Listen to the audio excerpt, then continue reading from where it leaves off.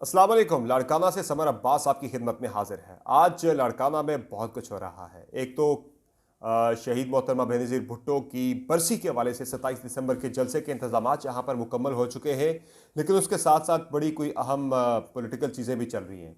वो ये हैं कि पहली मरतबा इस जलसे में मोहतरमा बेनज़ीर भुट्टो की शहीद की बरसी के मौका पर नून लीगी डेलीगेशन मरीम नवाज़ की सरबराही में यहाँ पर आ रहा है। JUIFA का डेलीगेशन भी आएगा, लेकिन खुद मौलाना नहीं आ रहे। मौलाना क्यों नहीं आ रहे, ये वजूहात मैं आपके साथ शेयर करूंगा। बड़ी कंट्रोवर्सी इस हवाले से आज सुबह से चल रही है।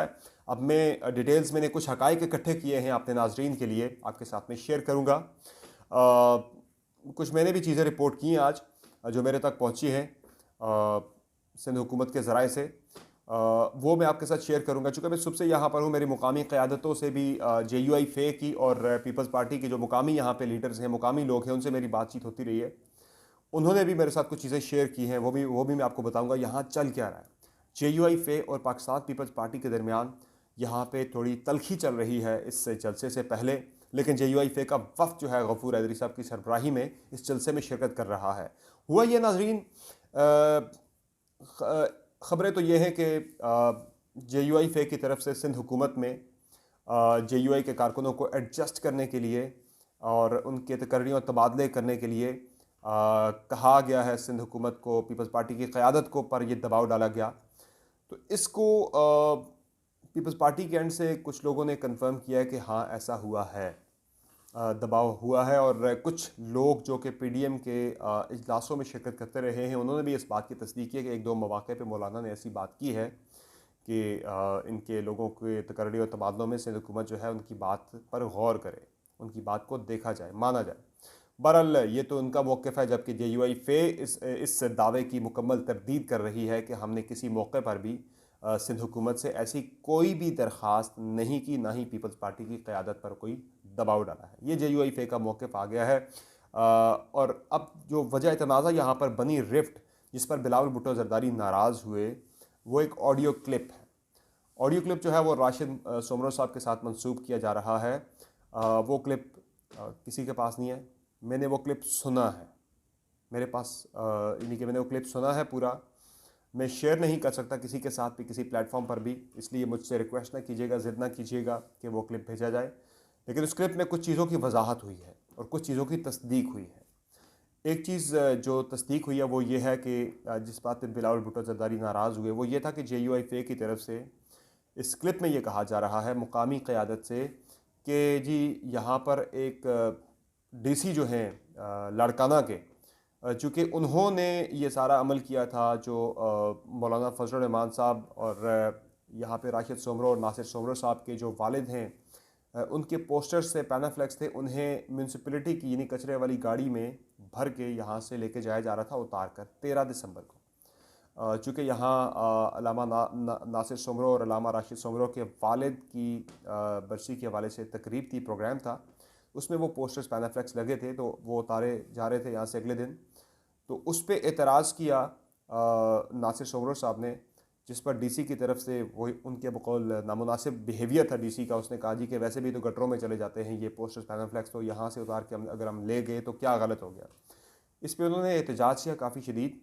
और ये भी कहा गया, ये जो क्लिप के अंदर जो मैंने सुना है उसमें इस बात की तस्दीक होती है, जिस पे बिलावल भुट्टो ज़रदारी नाराज़ हुए, उन्हें ये क्लिप सुनाया गया जिसमें ये कहा जा रहा है कि डंडा करें यहाँ की मुकामी DC को भी, यहाँ की मुकामी क़यादत को भी और सिंध हुकूमत को भी।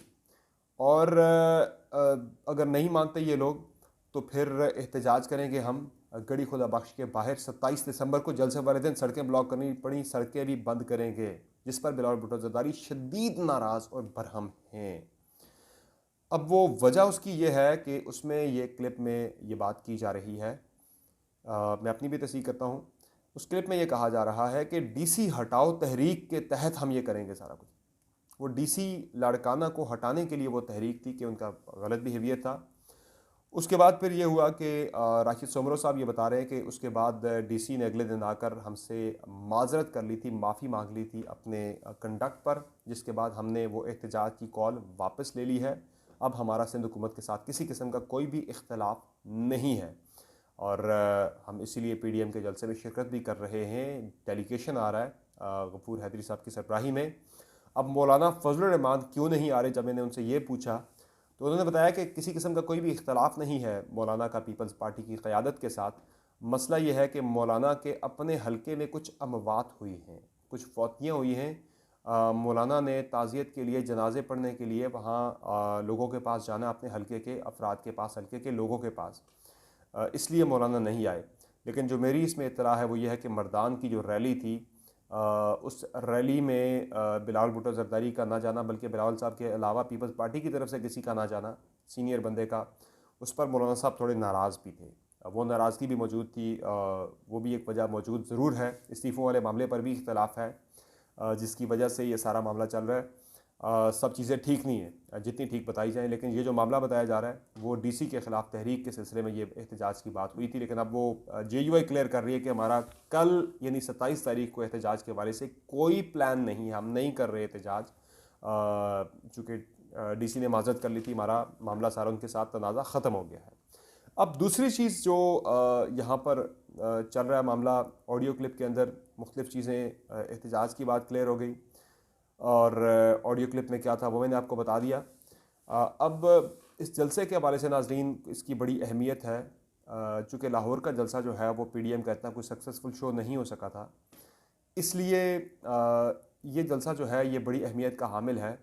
वो जो डैमेज था उसको कंट्रोल करने के लिए, लाहौर वाले जलसे के डैमेज को कंट्रोल करने के लिए इस जलसे का होना बड़ा ज़रूरी है, कामयाब होना पीडीएम के लिए। अमूमी तौर पर देखा जाए तो रिवायती तौर पर 27 तारीख का जलसा जो होता है पीडीएम का, ये हमेशा से ही एक सक्सेसफुल इवेंट होता है, बड़ा इवेंट होता है पाकिस्तान पीपल्स पार्टी का। पावर शो से बढ़कर ये उनके लिए इस इवेंट की अहमियत होती है।